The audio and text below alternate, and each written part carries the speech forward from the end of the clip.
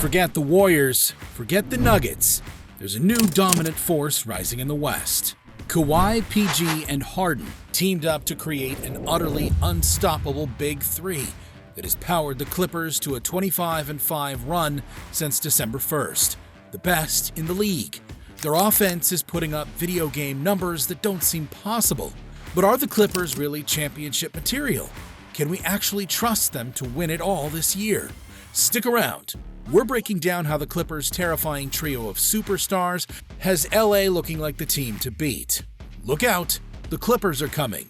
Take a second, show some support, and subscribe down below. I really appreciate it. Thank you so much.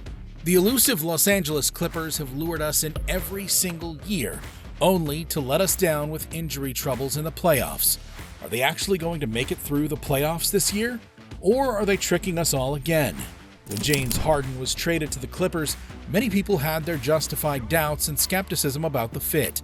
Harden is on a contract year, so you'd think he would be trying to pump up his numbers, hoping to land another huge deal.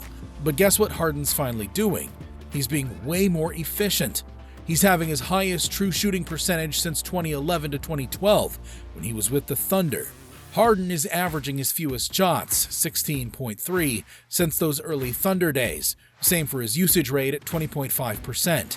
He's even on pace to shoot 40% from three for the first time in his career. What's this mean? Harden is playing more selfless, team-first basketball, and it's a big win for the Clippers. Harden is also playing the best regular season defense of his career. He's spacing the floor for his teammates too, finally embracing the catch-and-shoot threes that he struggled to get off in Philadelphia, shooting 2.1 of them per game and hitting them at an incredible clip. He's 47% and 44% from three right now. Harden's efficiency has been the main reason why the Clippers, now 33-15, are third in the West and suddenly unbeatable. They're 25-5 since December 1st, marking the NBA's best record in that span. Since then, they're second in offensive efficiency at 121.8 and third in net rating. Harden has provided quite the ripple effect, taking some playmaking off Paul George's plate. PG's usage rate is down, but he's shooting a career-high 41.8% from three on 8.4 attempts per game.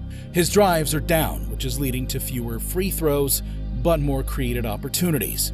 George is scoring 49% from the field and 46% from three. Less forced action is making him way more efficient. With the way Kawhi is playing, the space and opportunity for open shots is abundant. Kawhi is shooting 57% and 48% from three. Kawhi is returning to his ridiculous finals championship form again. George has missed just 2 games this season. Leonard has missed only 4. Harden has been available every game since his Clippers debut November 6th. All of them are averaging around 34 minutes. This is the main reason they've been on such a run. They have all remained healthy and on the floor for this stretch. The Clippers have a plus 18.9 net rating with George, Leonard, and Harden on the court. The big question is, can they all stay healthy into the playoffs? The Clippers do have some depth in the bench to keep their stars rested. Norman Powell can come in and score. Terrence Mann is a menace on defense and is shooting 50% and 45% from three. And of course, Russell Westbrook brings the energy and passion every night. Oh, and your starting center, Zubac, is averaging a double-double.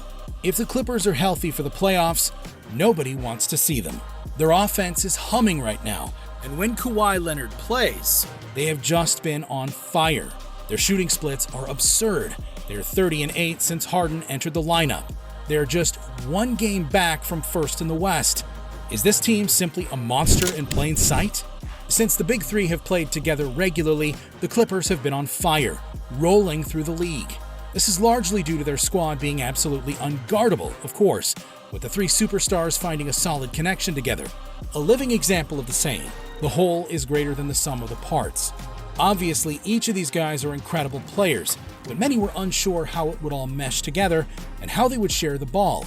But it's all clicking now. What we're seeing right now is just that, because these 3 can all play different positions and each has a unique set of strengths.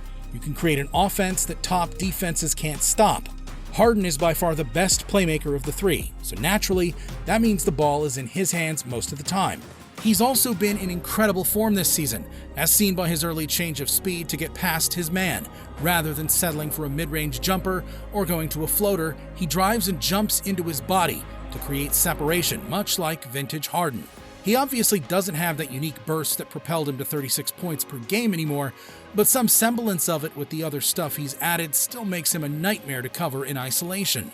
He comes to a stop, and that sets up a short midi, and if defenders overplay these drives in an effort to protect the paint, he's got the step-back three that's been on point this season. On a play where his man tries to go under the screen, it's almost an automatic. But when his defender chases him over the top and the big man leaves him with space to turn the corner, he'll get into the defense and make the right decision almost every time. He's shooting over 43% on off-the-dribble threes. The highest mark of anyone who lands in the top 40 in attempts for pull-up threes has made him nearly impossible to defend. Because Harden still has a decent drive game, opposing defenses still have to worry about him forcing the issue. In this case, the big man is up and ready to meet him at the level, so when he rejects the screen, there's nobody left to protect the rim from an easy drive and dunk. What you'll see most of the time is a more aggressive coverage, putting two on the ball or having the big linger a little longer than usual, to which he'll counter by making a pocket pass to his roller. And Zubats has the float game in his arsenal, so you're still getting a high percentage look. It's nothing new with Harden. We have seen this before, but the looks he is getting his teammates is just next level. Like James Harden said, he is a system. He's setting up his teammates for easy open spot-up shots. Just take a look at how much spacing is produced by having those guys on either side when Harden passes the ball to George. This makes it much easier for Harden to apply pressure on the rim when he has elite shooters to kick it out to. Kawhi is shooting an absurd 48.8% on catch-and-shoot threes. Harden will draw one of those aggressive pick-and-roll coverages. Watch George, though, as he quickly moves to the top of the key and fills that gap. With no one else around, he can easily step into one of his 44% catch-and-shoot threes.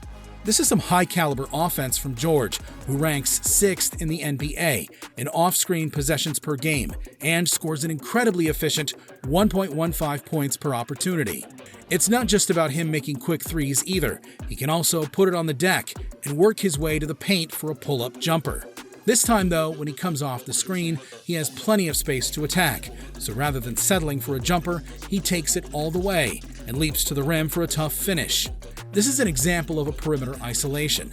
He attempts to drive right at first, but is stopped, so he pulls back into a drive. He then uses his length to set up some strides, fighting through contact with his strong upper body to create a layup. This one begins similarly to the drive right. This time he turns right back to his left, but watch how the defense is loading up. Two men are waiting beneath the basket. Assistance is coming from his left hip, and his own man is seated on his right hip. Harden is comfortable stepping into off-dribble threes if given enough space at the point of attack. He's really good at controlling his momentum to stop on a dime like that, meaning he pretty much always has access to the mid-range when he needs it. He's equally effective setting up inside the arc so they can run these clear-out isolations, especially when he's got a smaller defender. Kawhi gets his fair share of opportunities running off of screens, where if given any kind of space, he'll let that thing fly most of the time. Compared to the other two, he plays a much more patient game, locking defenders in jail or pausing off screens to read the defense.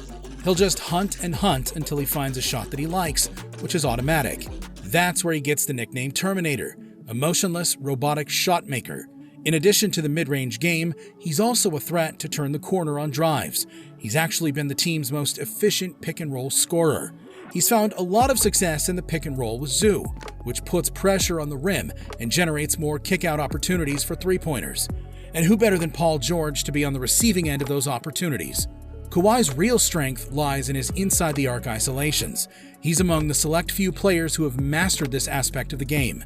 His low post game, his incredibly strong lower body enables him to go anywhere he wants and score in a variety of ways by turning over either shoulder. He's dominating post-ups regardless of who is guarding him, throwing a little shimmy and fading over his left or right shoulder. He's unfazed.